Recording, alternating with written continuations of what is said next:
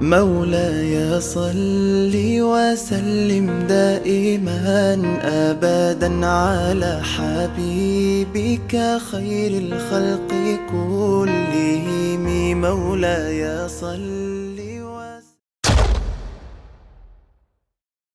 Jadi tuan-tuan yang rahmati Allah sekalian, berbalik kita kepada kitab kita ni, muka surat 26, iaitu sambungan kepada kuliah kita yang sebelum ini, yang kita akan sebut bahawasanya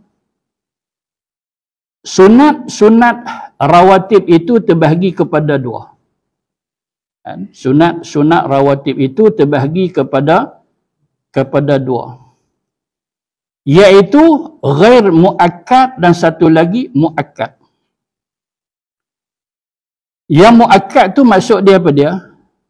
Yang muakkad itu maksudnya sunat-sunat yang amat dituntut. Dan satu lagi ghair muakkad, iaitu tak dituntut. Sunat-sunat rawatib iaitu qabliyah, ba'diyah yang tidak dituntut. Yang satu lagi dituntut. Iaitu 2 rakaat dahulu daripada subuh. 2 rakaat dahulu maksudnya sebelum fardu subuh, 2 rakaat. Ni apa dia ni? Yang ni yang muakkad. Yang amat dituntut, jangan kita tak buat, kita rugi besar. Padahal mudah je, 2 rakaat subuh. Dan 2 rakaat dahulu daripada zuhur. Ni bahasa lama dia kata dahulu. Lah ni sebelum. Dan 2 rakaat kemudian, maksudnya selepas daripadanya, tu maksudnya fardu zuhur. Bermula sembahyang Jumaat, demikian jua seperti zuhur.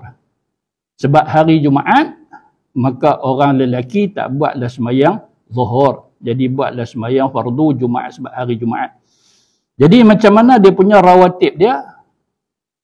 Dalam kitab ni dia kata, serupa dengan sembahyang zuhur. 2 rakaat sebelum Jumaat, 2 rakaat selepas Jumaat. Walaupun di sana ada perbezaan pendapat antara ulama. Ada sebahagian yang kata tidak ada qabliyah kepada Jumaat. Jumaat, zuhur. Dalam mazhab kita Syafi'i, Jumaat serupa dengan zuhur. Habis cerita. Dalam mazhab yang lain, ada pendapat yang lain, Jumaat lah. Apa nak sama dengan zuhur? Cuba hijau tengok. Sampai duduk hijau. Dapat ke depan lah dah hijau, kan? Zuhur. Ni Jumaat. Sebab apa? Sebab tidak ada dalil yang mengatakan bahawasanya sebelum Jumaat kena buat 2 seperti mana zuhur. Yang ada tidak ada. Yang ada dalil, tidak ada sembahyang sunat sebelum Jumaat. Itu pendapat yang lain daripada pendapat mazhab Syafi'i. Dan 2 rakaat kemudian daripada maghrib. Apa ni? Kemudian ni selepas mana sebelum? Kita sedang sebut tentang muakkad. Pegang yang tu. Iaitu muakkad. Selepas maghrib. Dan 2 rakaat kemudian daripada Isyak. Lepas daripada Isyak. Semua berapa? Iaitu 10 rakaat. Tak percaya kira balik. Semua 10. 2 subuh, zuhur, 2, 4 dah. 4 campur 2 tu, subuh. Jadi 6. Selepas maghrib, 2. Jadi 8. Lepas Isyak, 2. Jadi 10. Dan keduanya, iaitu sunat rawatib ghair muakkad. Yang kedua pula, apa dia? Iaitu yang tidak muakkad. Iaitu 12 rakaat. Lebih 2. Jadi 10. Ini 12. 12 rakaat. Iaitu dahulu daripada 2 rakaat, dahulu daripada zuhur. Tadi dah ada dah. Zuhur dah sebut dah. Tak apa lah. Sebut pula. Jadi kalau campur dia jadi berapa? Jadi 4 rakaat sebelum zuhur. Zuhur 4. Dan 2 rakaat kemudian daripada keduanya, daripada zuhur tadi. Jadi zuhur ini dia ada 4 sebelum dan 4 selepas. Dan 2 yang muakkad, 2 tidak. Serupa juga dengan selepas daripada sembahyang fardu zuhur. Dan 4 rakaat dahulu daripada asar. Tadi ada tak yang muakkad ba'd asar ni? Tak ada. Tapi ini ada. Berapa? 4. Lah Ustaz, duk buat 2 Ustaz. 2, tak apa. Sebab apa? Sebab kita pakai dalil umum. Antara 2 azan, 2 rakaat solat. Jadi antara 2 azan maksudnya azan dan iqamah. Jadi antara itu 2 rakaat. Kita pakai dalil itu. Kebanyakan yang sembahyang kena tahulah. Yang dia sembahyang tu, yang dia buat tu, dia kena tahulah. Mana dalil? Saya dah buat sembahyang 2 rakaat sebelum masak ni 2 rakaat. Mana dalil? Dia kena tahu dalil lah. Iaitu pakai dalil itu. Adapun berkaitan dengan sunat sebelum asar 4. Maka kerana itu di sini disebut 4 rakaat dahulu daripada asar. Ustaz, ni muakkad ke tidak? Dah masuk tajuk yang kedua, iaitu tidak muakkad. Begitu. Ada dalam satu kuliah.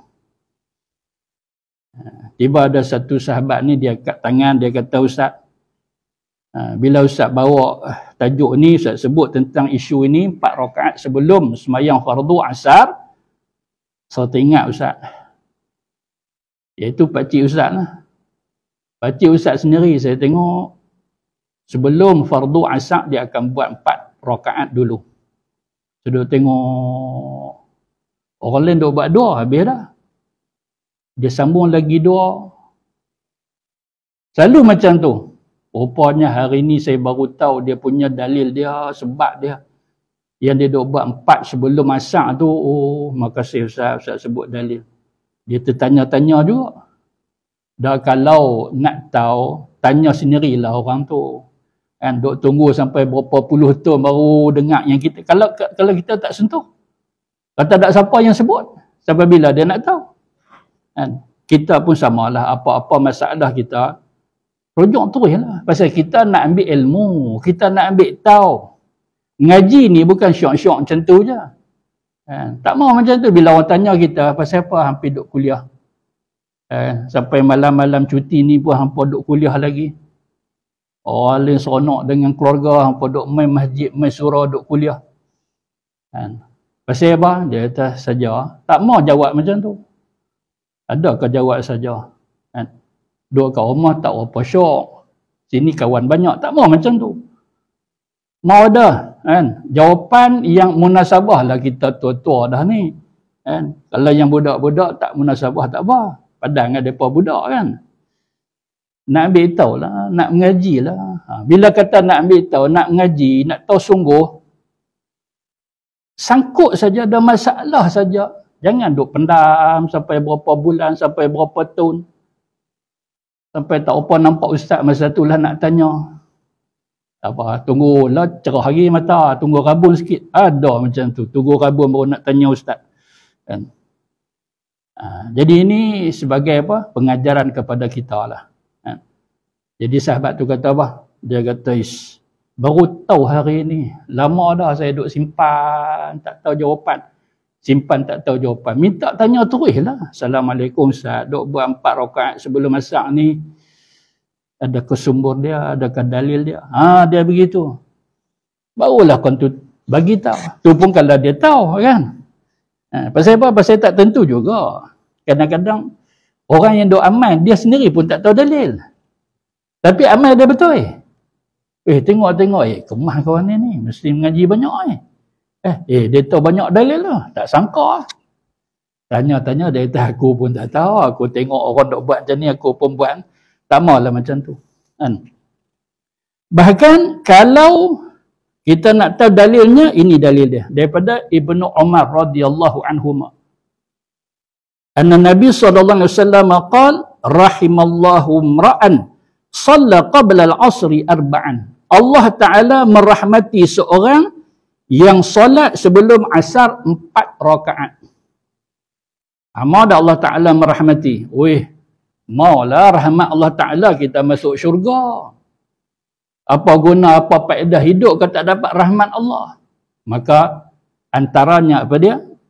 Solatlah sebelum asar 4 rakaat.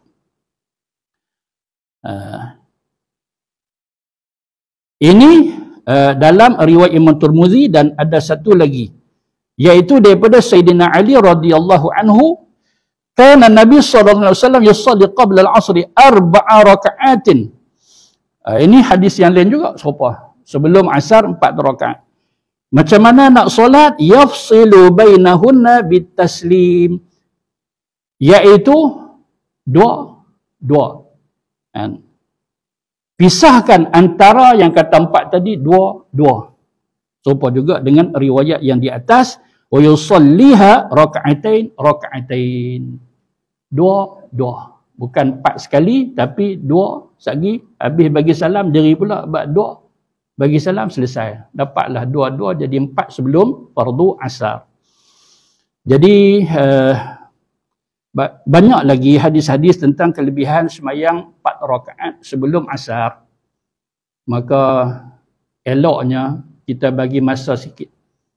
Jangan terus kita nak qamat. Tengok-tengok, tadi pukul berapa azan? Sini sudah 10 minit, kita pun berdiri nak qamat. Kan? Tengok dulu. Kalau semua pakat duduk standby nak semayang, tak apa. Kan? Kalau ada yang duduk tengah semayang lagi, kita buat doa. Berhenti lama dah lah. Ni kawan duduk semayang lagi. Ra'ikan dia. Tunggu Ustaz. Pasal apa? Pasal ni dia nak ambil kelebihan yang cukup bagus. Apa dia? 4 rakaat sebelum daripada asar.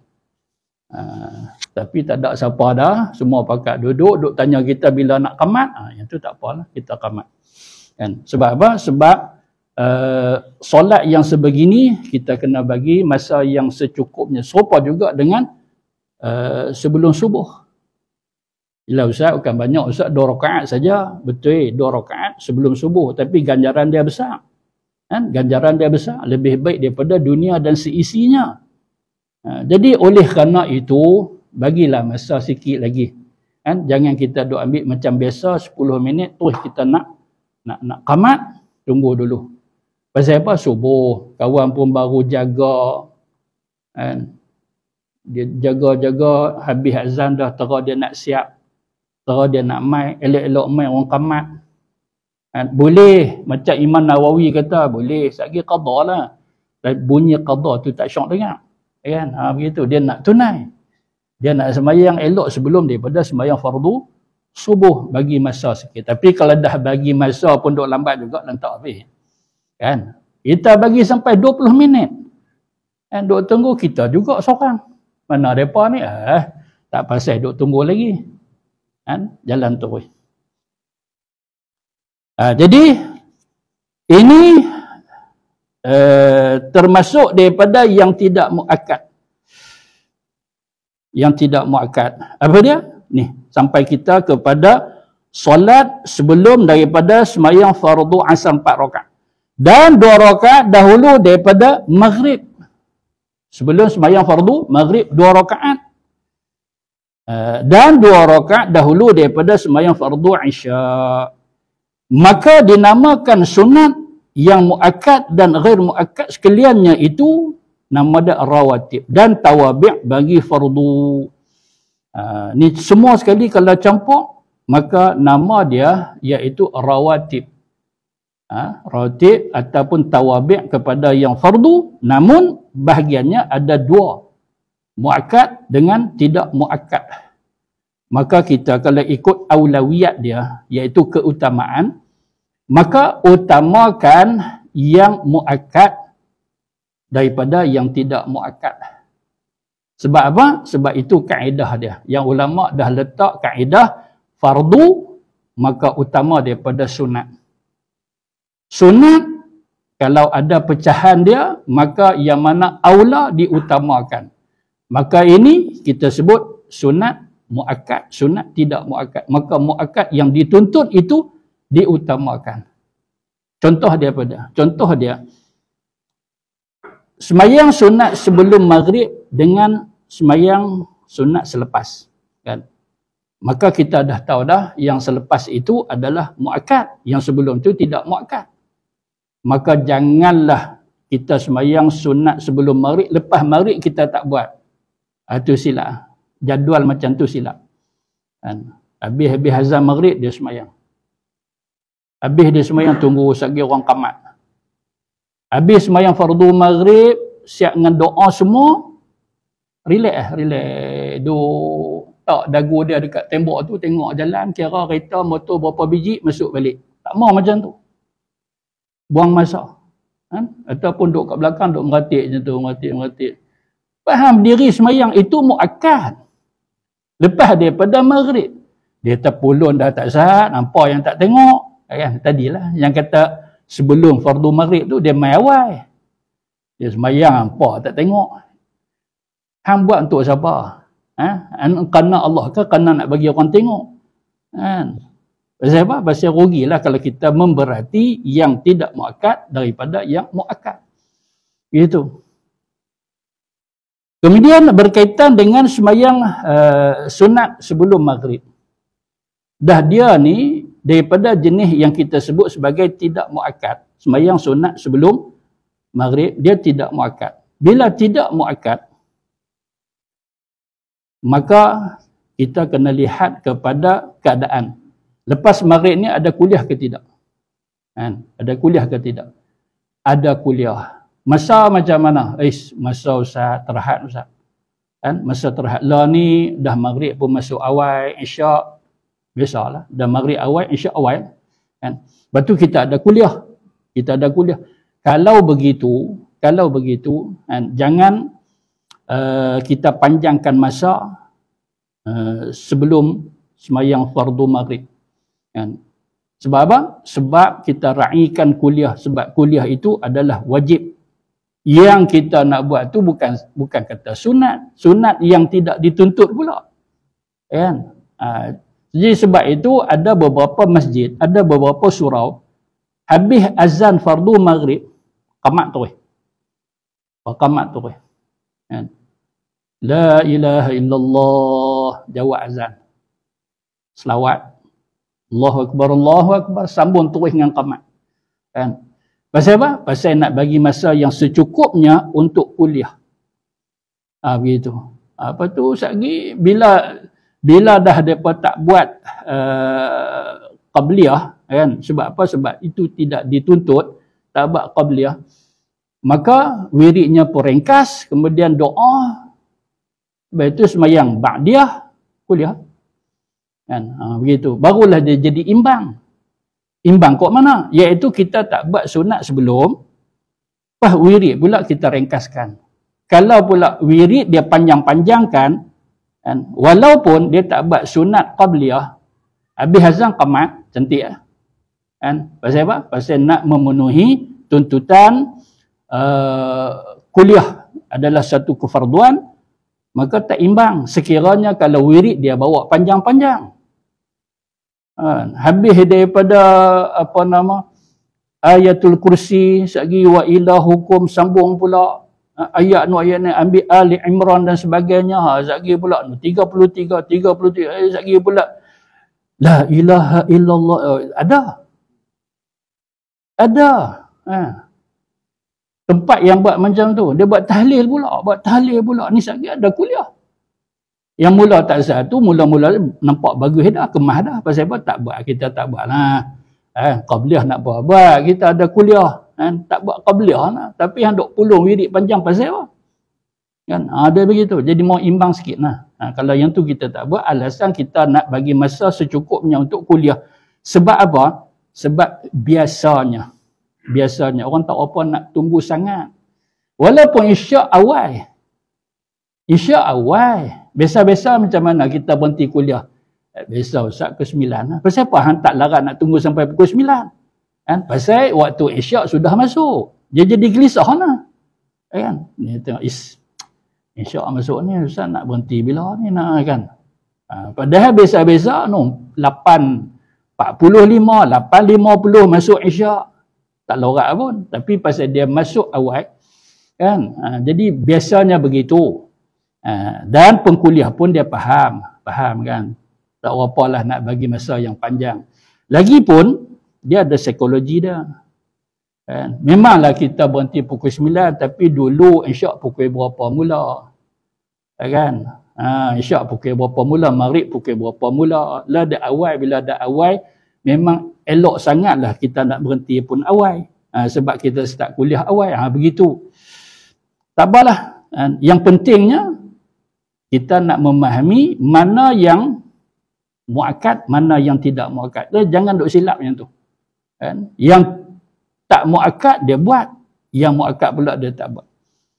Ini khusus yang kita sebut berkaitan dengan maghrib.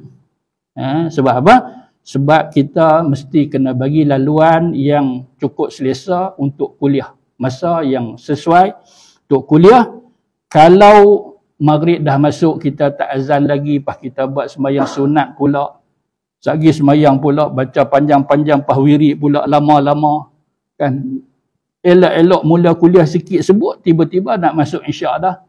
Maka ia terganggu. Terganggu kepada masa kuliah. Sebab apa? Sebab perkara ini ditegaskan oleh beberapa ulama kita tentang fiqh keutamaan, fiqhul aulawiyat. Antara tokoh ulama yang sebut berkaitan dengan aulawiyat ini baru saja meninggal, iaitu Profesor Dr. Yusuf Qardawi. Dia ada satu kitab dia, Al-Fiqhul Aulawiyat, fiqh keutamaan. Mana yang lebih utama? Sunat tak apalah. Ni sunat ni dengan sunat itu. Tambah kalau kata fardu dengan sunat. Fardu sama fardu pun. Nilailah semula. Nilai semula. Betul dua-dua ni fardu. Mana yang lebih utama daripada yang lain. Begitu. Satu ulama yang cukup geliga otak dia. Dia boleh pecahkan masalah sampai ke tahap itu. Bismillahilladzi la yadurru ma'asmihi